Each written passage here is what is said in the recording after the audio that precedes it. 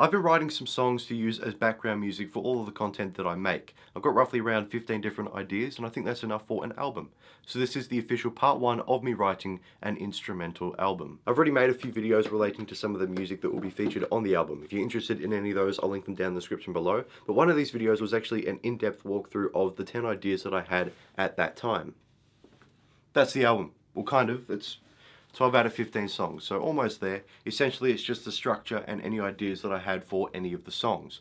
Now, I'll just quickly run you through my favorites before we move on to what we're going to be doing in this video. First one that I've got is this bluesy riff. So imagine Stratocaster in E-flat standard and then wah-wah pedal. We have the main riff.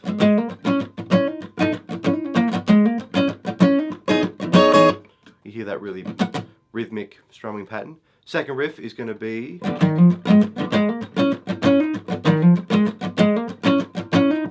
and that finishes off somehow with like a backwards. The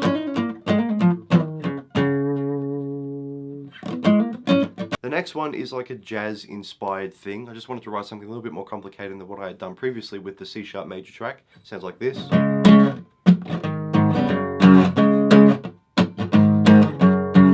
then, very simple. So I wanted to change it up a little bit, and I came up with this, which will be played on the electric guitar. But anything you play on the electric guitar, I think you should be able to do proficiently on an acoustic guitar, because you'll just be better off, because it's harder to play here. So, here we go.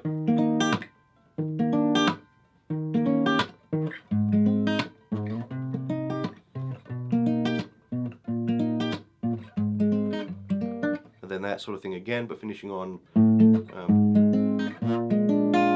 B-flat 7 into...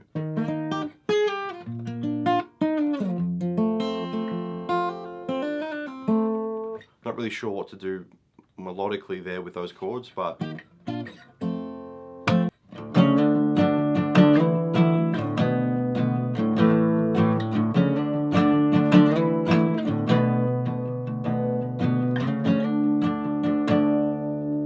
that'll be the chorus, which is an Everlong My Hero inspired theme. We love the Foo Fighters. But imagine that with the drums coming in just in the chorus with a really simple ride.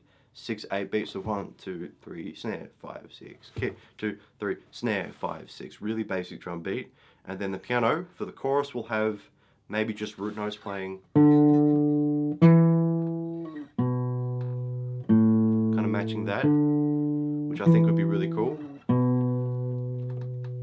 But for the verse, it's going to be just a piano with maybe a bit of bass. I'm not too sure about that yet.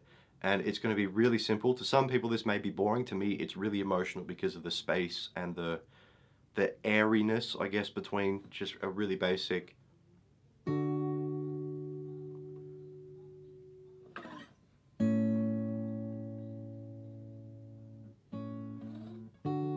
that can be really emotional if done right. So imagine that, but on the piano. Hopefully that piqued your interest into the album. I'm definitely really excited to get things going, which brings me to what we are doing in today's video. Long story short, I've just bought myself a brand new bass guitar amplifier, which has the ability to be connected into my computer just through a USB-B cable, and that means I can record my bass guitar tones through it directly into the DAW. Up until now, all I've ever done to record my bass guitar is to plug it directly into my audio interface, which makes a really bad dry sound. With the new amplifier, I thought I could rectify this and have a proper tone in the 3 songs that I thought were finished. There's an acoustic song, a metal song, and then the C# major track, which we talked about just before. That one's sort of okay, you just have to re-record the bass guitar. But the other two, the timing is sloppy, the playing is bad. I just want to re-record those songs completely. That is what we are doing today. We're going to take the heavy metal song and the acoustic song, re-record everything, and then also re-record the bass guitar to the C# major track, which is going to be step 1.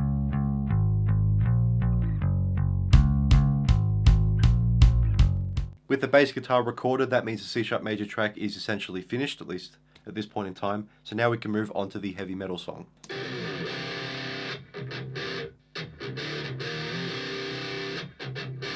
As much as I love that riff, I don't think it is heavy enough for drop C. So first thing that we'll do is transpose that up to drop D. In the quickest way I know how, let me teach you how to transpose on guitar. Or use a different tuning. Other than that, I only have 2 additional problems with the song, both of which have something to do with the drums. I want you to listen to beat 1 of both bar 5 and bar 7, because they are open hi-hat hits which I've played differently. Long open hi-hat, short open hi-hat. The long hi-hat matches with the notes that I'm playing in the riff. That fits really well.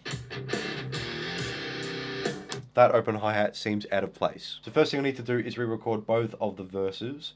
And my second problem is over here in the build-up section, which leads us into the fast riff. Both of these sections use a tom-tom groove, but I only want one of the sections to have a tom-tom groove. So we have to remove one of them. And although I prefer this one over this,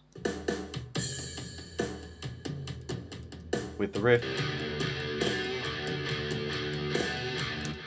I prefer that one over the fast riff section, which sounds like...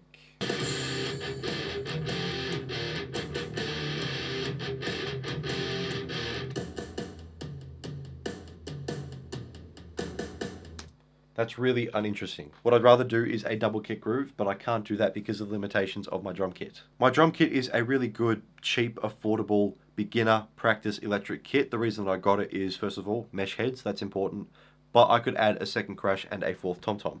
The problem with the kit is that it is a cheap, beginner practice kit. Supposedly I could use a double kick pedal, but that in reality just doesn't work because the sensor is cheap and isn't as good. And speaking of sensors, the other real problem that I have with this is every time I try and do a really big Dave Grohl Smells Like Teen Spirit flam on the snare, I get a cross stick. So imagine a really big powerful drum fill that starts with...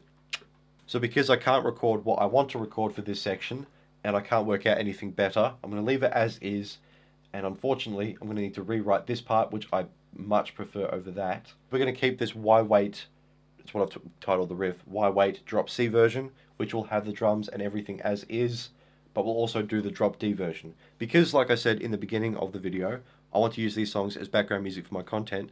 I'd obviously like as much music as possible for all the videos that I make. With that in mind, I'd like to make a bunch of different variations of each of the songs that we write. So with the C sharp major song as the example, we've got the original version, we can also do an acoustic guitar version and a piano version as well. If we multiply that over the 15 different songs, we could have a 45-track album. I'm not going to go off on a tangent. Just know that I'm very frustrated with my drum kit at the moment. Right here, I had to edit in a drum fill because the kit wouldn't work properly. We're going to do the bass guitar. We're going to get that done so I can calm my nerves a little bit, and then we'll record the drums for the acoustic guitar song.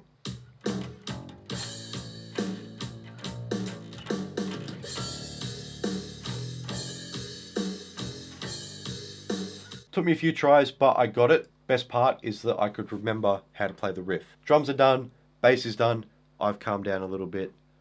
Let's switch over to the acoustic guitar song and see what I got to do there. This is so disorganized. From what I hear from the drums, I don't have to do much. I just need to re-record that and maybe improvise some new fills.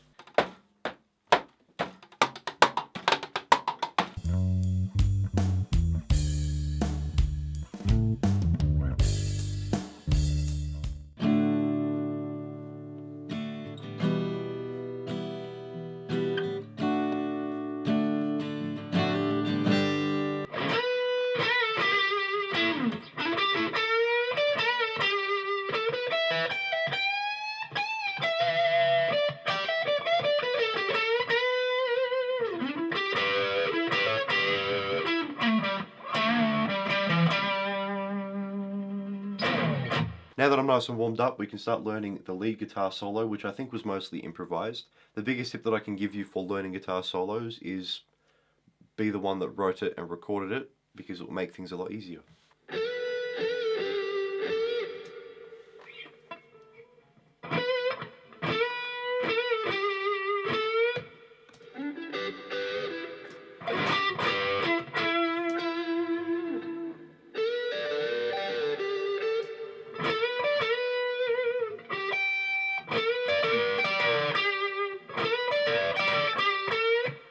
I think that's a rake.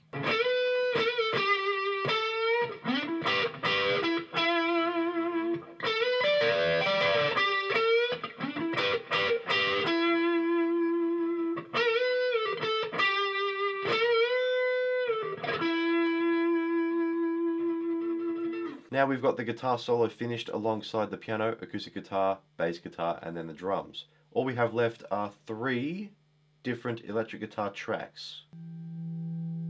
Swells? Okay, that's nice.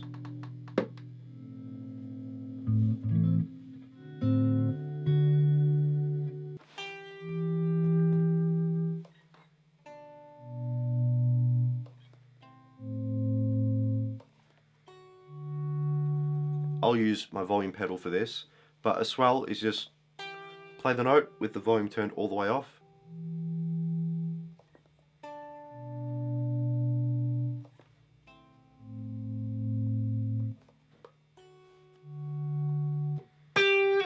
With the swells, it sounds like we've just got our chords. That, and then this final bit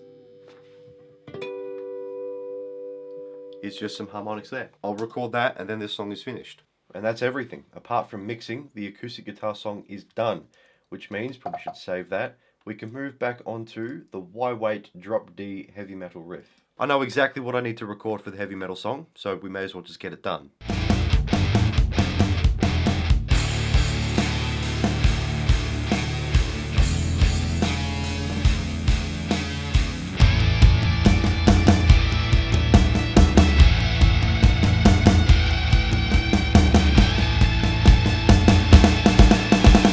Done, apart from the mixing again. Let me just run you through what we've got. We've got a main rhythm guitar. I forgot to play in this little section here, so I've added that in a secondary track. At the fast riff, I wanted to double that up and get the metallic and twangy sound of the Telecaster. So we've doubled up the fast riff with the Tele. Speaking of the Telecaster, here is the build-up riff, which I panned left and right.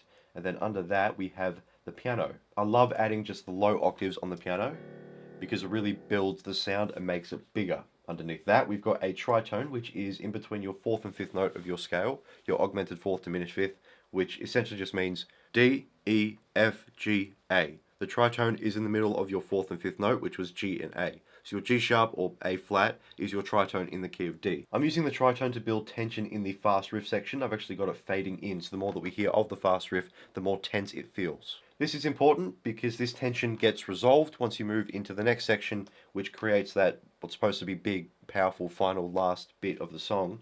It just, again, builds on that. And to finish off the song, I've also added in this lead guitar part, which is playing the first 5 notes of the D major scale because we've changed into D major just for the build-up riff. D, E, F sharp, G, and A. Each of these are panned left, right, slightly left, slightly right, and then dead center. This is what everything sounds like together.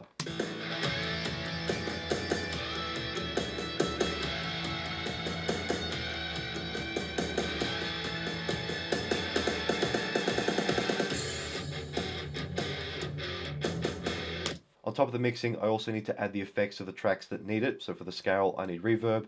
For the build-up riff, I want delay. Considering how much I've done today, I'll leave all the editing, the mixing, and the adding of the effects for later. This has been quite a productive day. I got a lot more done than I thought I was going to, which is of course a really big bonus. In part 2, I don't know what song in particular we're going to focus on, but it will be one of the 3 that I showed you at the beginning of the video. So the octave song, the jazz song, or the wah-wah riff. One of those 3 we'll start focusing on in part 2. If you've enjoyed this video, part 1 of writing an instrumental album, please subscribe so you get notified of when I upload the other videos for the instrumental album. But like, comment, let me know what you think. I've got a Patreon now, I'll throw that out there. Links in the description for everything I mentioned in today's video. If you have any questions, please let me know. Otherwise, thank you all so much for watching. I'll see you later.